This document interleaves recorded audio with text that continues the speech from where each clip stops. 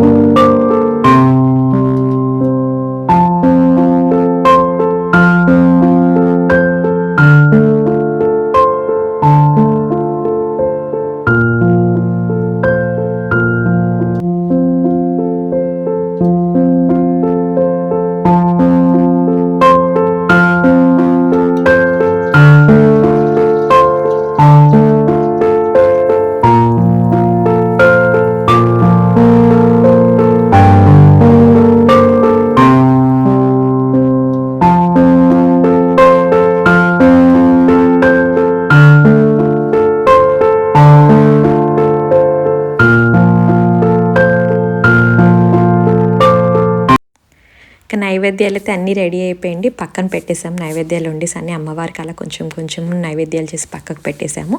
ఇంకా నైవేద్యాల పని అయిపోయిన తర్వాత వచ్చి అలంకరణ అమ్మవారికి ఇంకా అంటే అన్నీ చెయ్యాలి కదా, అలంకరించాలనేసి వచ్చి మొత్తం అన్నీ కూడా శారీ అయితే కట్టాము. కానీ తెలియకుండానే టైం గడిచిపోతుంది చాలా. అసలు ఎవ్రీ ఇయర్ అనుకుంటాను అంటే నెక్స్ట్ ఇయర్ ఇంకొంచెం తొందరగా చేయాలి, నెక్స్ట్ ఇయర్ ఇంకొంచెం తొందరగా చేయాలి, బట్ ఎవ్రీ ఇయర్ అలానే అయిపోతుంది. ఎందుకనో తెలియదు, అంటే టైం చాలా ఫాస్ట్గా అయిపోతుంది.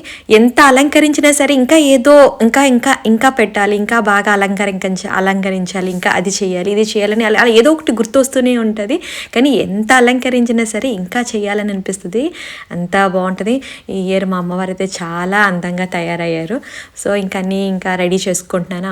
కలసం పెట్టేసి ఇంకా కుందులు అన్నీ కూడా, కుందుల్లో దీపంకి అన్నీ ఒత్తులు వేసి నూనె వేసి అన్నీ రెడీ చేసుకుంటాను, పెట్టుకుంటాను. అన్నీ కూడా అన్నీ సిద్ధం చేసిన తర్వాత అప్పుడు తర్వాత వెళ్ళి కొంచెం రెడీ అయి వద్దామనేసి ఇదిగోండి నైవేద్యాలు అయితే అన్నీ రెడీ అయిపోయి, నేను చెప్పాను కదా 9 రకాలు చేస్తాననేసి. చూసారా, గారెలు, బూరెలు, పునుగలు, శనగలు, పులిహోర, దద్దోజనం, కేసరి, చక్కెర పొంగలి అండ్ పాయసం. ఫైనల్గా చూసారా మా అమ్మవారు అయితే ఇలా ఈ విధంగా అలంకరించాము. మొత్తం డెకరేషన్ అంతా కూడా చాలా బాగా వచ్చింది. అలా చూసే కొద్దీ ఇంకా చూడాలని అనిపించింది. కలసం మొత్తం అమ్మవారిని చిన్న లక్ష్మీదేవి పెట్టి 2 ఏనుగులు, అరటి చెట్లు ఇవన్నీ పెడితే ఎంత అందంగా కనిపించారు. నిజంగా మా అమ్మవారు అయితే నా దిష్టే తగిలేటట్లుంది, అంత అందంగా తయారయ్యారు.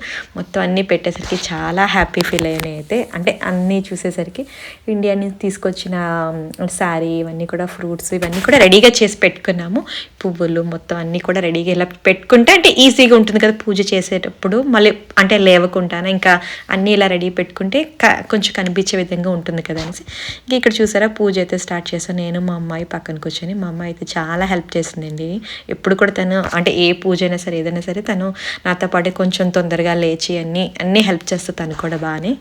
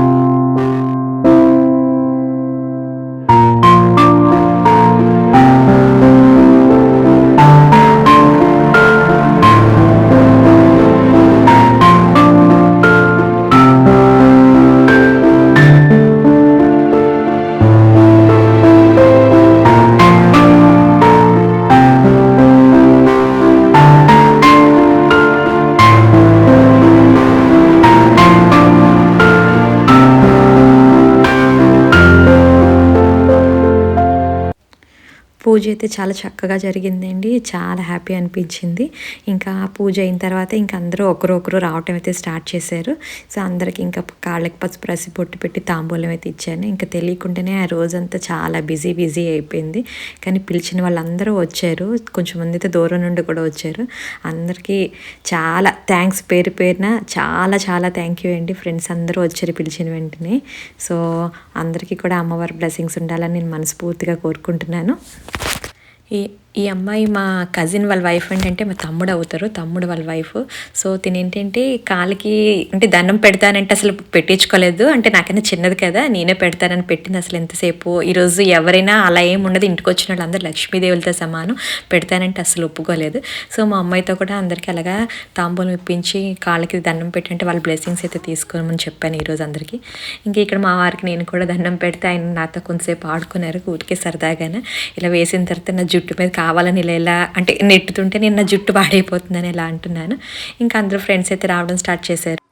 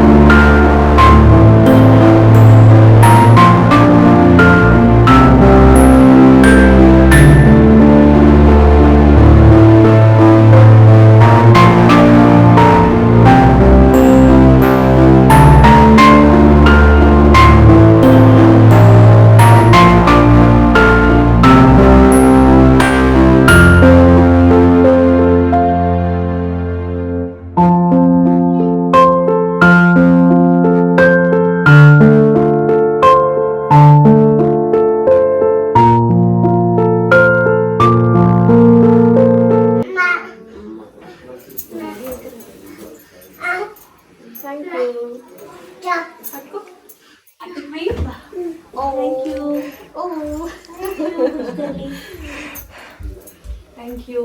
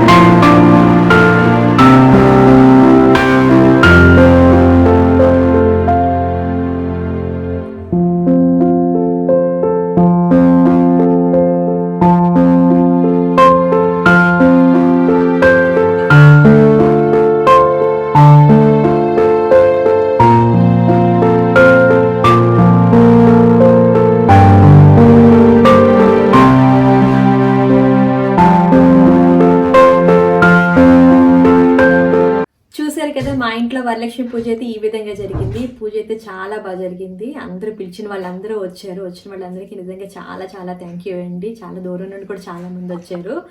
సో ఈ పూజ అయితే ఇలా జరిగింది. మీ అందరికీ ఈ వీడియో నచ్చినట్లయితే please like, share and subscribe to our channel and please don't forget to click on the bell icon. Thank you. Bye.